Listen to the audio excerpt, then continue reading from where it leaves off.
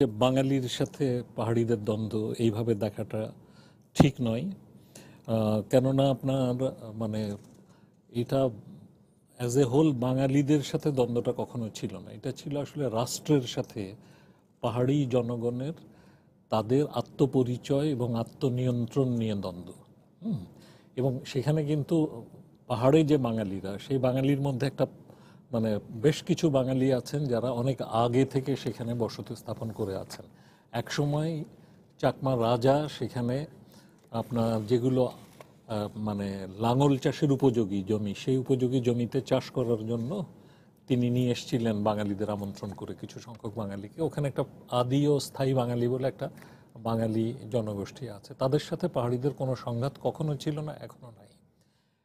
সংঘাতটা শুরু হয়েছে যখন রাষ্ট্র সেটেল করেছে, তো সেইখান থেকে আপনার সংঘাতটা। তো এটা একটা। আরেকটা হচ্ছে যে আপনার নেতৃত্বের দ্বন্দ্ব বললে এটাকে খুব সাদামাটাভাবে বলা হবে। আসলে পাহাড়ের জনগণ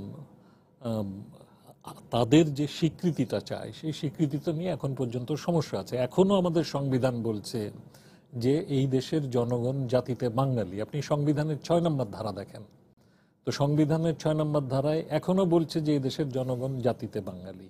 তো এখানে কি সন্তুল আর্মা বাস করেন না? এদেশে কি সঞ্জীব রং নাই? অনিল মারান্ডি, রবীন্দ্রনাথ সরেন, সাঁওতাল নেতা, তারা কি নাই? এদেশে তো বহু জাতির মানুষের বাস। এই বহু জাতীয়তার স্বীকৃতিটা আমাদের সংবিধানে এখনও নাই। 72 সালেও ছিল না, যেটা নিয়ে এম এন লারমা, সন্তুল আর্মার বড় ভাই আপত্তি করেছিলেন, তখনও ছিল না, এখনও নাই। আর চাঁদাবাজির কথা যেটা বলছেন, চাঁদাবাজি সারা দেশে কোথায় নাই? চাঁদাবাজি তো সর্বত্রই নানা মাত্রায় আছে, কম বেশি বিভিন্ন মতো আছে।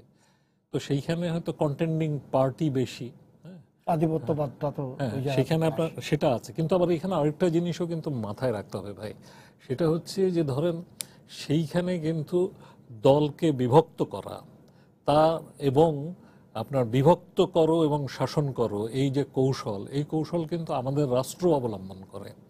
যেমন ধরুন সন্তুল আর্মারা যখন শান্তি চুক্তি করলেন, তখন আমরা দেখেছি যে তাকে সেটা বিভক্ত করা হয়েছে বা বিভক্ত হয়েছেন, এবং সেইখানে মানে রাষ্ট্র যারা শান্তি চুক্তি করলেন, হ্যাঁ, যারা অস্ত্র সমর্পণ করলেন, তাদের প্রতি আস্থা যথাযথভাবে না রেখে যারা আপনার বলল যে এই শান্তি চুক্তি মানি না, তাদের সাথেই কিন্তু আমরা দেখেছি যে রাষ্ট্র সখ্যতা করেছে, হ্যাঁ, এবং তারা নানাভাবে সাহায্যপুষ্ট হয়েছে।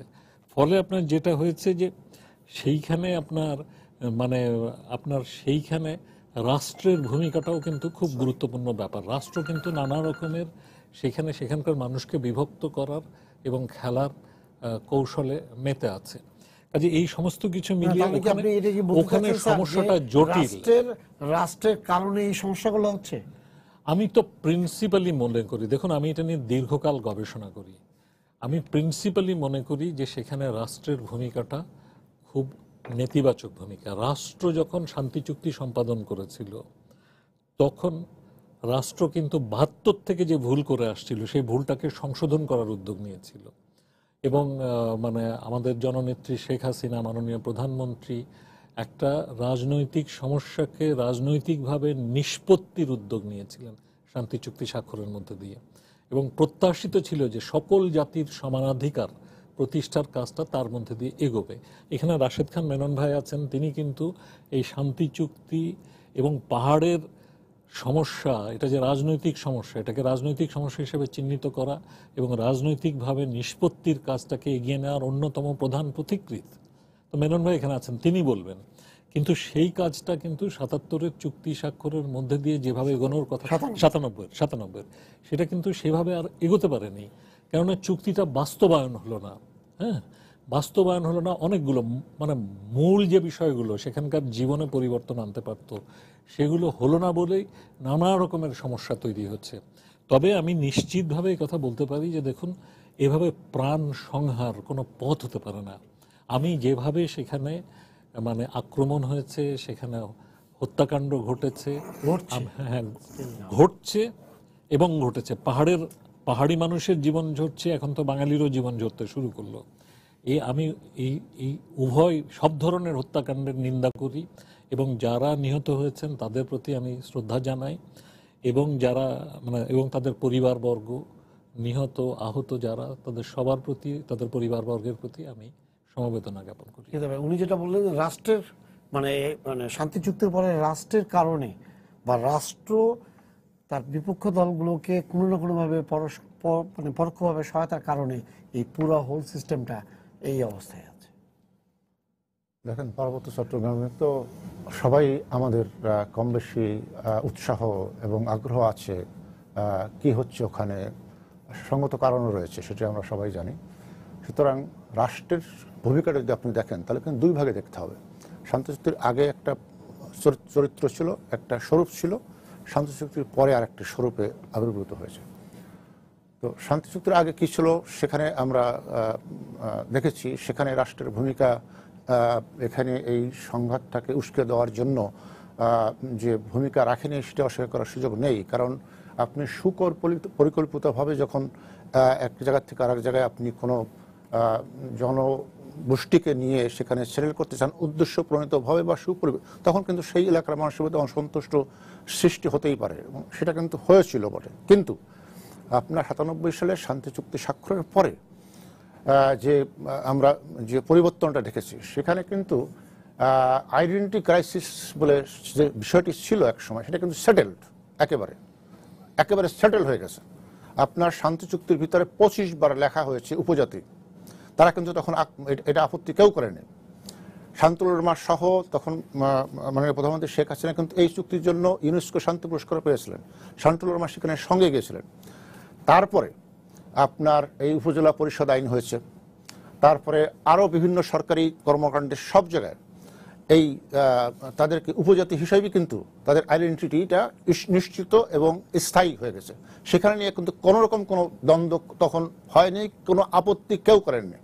কিন্তু এইটা আবার উস্কে দেওয়া হয়েছে কখন? 2007 সালে এসে জাতিসংঘ যখন নতুন করে একটি আদিবাসী ঘোষণা তৈরি করলেন নতুন করে, তখন আমরা দেখলাম যে পশ্চিমা বিশ্বের একটি মহল, তারা এটাকে খুব পুঁজি করে আপনার এই পার্বত্য চট্টগ্রামে তাদেরকে আদিবাসী পরিচয়টা আবার উঠিয়ে এবং তাদের অধিকারটা নানাভাবে যে ঘোষণা জাতিসংঘ দিল, সেই ঘোষণার অধিকার, তো সেই ঘোষণা আমরা যদি পড়ি তাহলে দেখা যাবে এটি যদি বাস্তবায়িত হয়, সে যে কোনো রাষ্ট্রে, পার্বত্য চট্টগ্রাম নিয়ে আমরা কথা বলছি, আমরা সেখানে থাকি, তাহলে এই বাংলাদেশে রাষ্ট্রের মধ্যে আর একটা রাষ্ট্র সৃষ্টি হবে।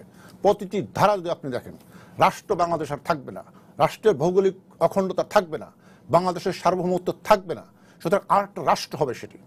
এবং পশ্চিমা বিশ্ব যারা করেছেন, আপনারা দেখছেন পার্বত্য চট্টগ্রাম কমিশন নাম করে একটা কমিশন করেছিলেন, সেখানে ইউকের একজন পার্লামেন্টারি লর্ড, আমার নামটা ভুলে গেছে, আমার কাছে নোট আছে, তিনি হয়েছিলেন। তিনি কিন্তু এই সারা বিশ্বে আমরা দেখেছি যে এই যে আজকে যে দেখেন যে সংঘর্ষ দেখছি, যে আমরা যে বিভিন্ন বিশ্বাসবাদের যে সংঘর্ষ, খ্রিস্টান, মুসলমান ইত্যাদি, এই তারা কিন্তু বহু জায়গায় বহুভাবে ছদ্মবেশে এই উস্কে দিয়েছে। আপনি কুদ্দেশ ফ্রিডম যে একটা সেই কমিশন ছিলেন, কিন্তু ওই ব্যক্তির নামটা আমি পরে বলছিলাম দেখে। তারপরে দক্ষিণ সুদান সৃষ্টি করার পিছনে তারা সৃষ্টি করছে, 30 তুমুর সৃষ্টি করছে তারা একইভাবে এই কৌশলে, তাদের স্বার্থ, ভূ রাজনৈতিক স্বার্থ উদ্ধার করার জন্য। ওটা ব্যাখ্যা বিভিন্ন দেওয়া যাবে। এখন আমাদের কথা হলো যে আমরা একটা জিনিস জাতীয়ভাবে ঐক্যমতের ভিত্তিতে একেবারে ওপেনলি ডিসকাশন করে, মেনন ভাই ছিলেন, তারা ছিল, সেটা পরবর্তীতে কেন আবার তাদের আইডেন্টিটি ক্রাইসিস হবে, এই প্রশ্ন কারা উস্কে দিচ্ছে, তাদের স্বার্থটা কি এখানে? আপনি দেখবেন যে পার্বত্য চট্টগ্রামে এই মিশনের নামে সেখানে ধর্মান্তরিত হচ্ছে, তো ধর্মান্তরিত মানে ধর্ম পরিবর্তন, অর্থাৎ তাদেরকে মিশনারি এনজিও বিভিন্নভাবে তারা করছেন। সুতরাং কেন আপনি মানুষকে তো তাদের অসুবিধা আছে, তারা দুঃখ দুর্দশা অনেকে থাকে, এই সুযোগটা নিয়ে ধর্মান্তরিত কেন করা হবে? উদ্দেশ্যটা কি? এই লক্ষ্যে কিন্তু তারা ইস্তুমের এই কাজ করেছে, দক্ষিণ সুদানে তারা এই কাজ করেছে, সেই তখন রাষ্ট্র কিন্তু সেখানে আলাদা রাষ্ট্র হয়ে গেছে।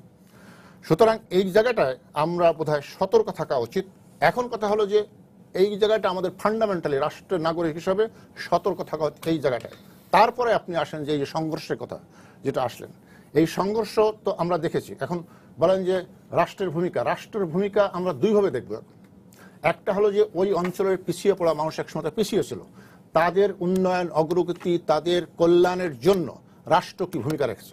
আপনি যদি 97 সালের আগে এবং পরে বিবেচনা করেন, তাদের বিদ্যুৎ, যোগাযোগ, পানি, রাস্তাঘাট কি হয়নি সেখানে, ট্যুরিজম ব্যাপকভাবে, অর্থনৈতিক উন্নয়ন বলেন, সামাজিক উন্নয়ন বলেন, ব্যাপকভাবে ব্যাপক সুযোগ সুবিধা সেখানে সৃষ্টি হয়েছে। এটা একটা দিক। কিন্তু সেখানে রাষ্ট্র এখানে মানে আপনার ওদের মধ্যে গ্রুপিং করে, অর্থাৎ ভাগ করে দিয়ে, ডিভাইড অ্যান্ড রুল যে কথাটি অনেক সময় বলা হচ্ছে, রাষ্ট্রের স্বার্থ কি সেখানে, what is the interest of the Bangladesh government, রাষ্ট্র, সেটা তো তাহলে আমাদের স্পষ্ট বলতে হবে যে হ্যাঁ, নিশ্চয়ই রাষ্ট্রের লক্ষ্য উদ্দেশ্যবিহীন কোনো কাজ হয় না, নিশ্চয়ই কোনো একটা অবজেক্টিভ নিয়ে কেউ কাজ করে, সে ব্যক্তি হোক, রাষ্ট্র হোক, গোষ্ঠী হোক।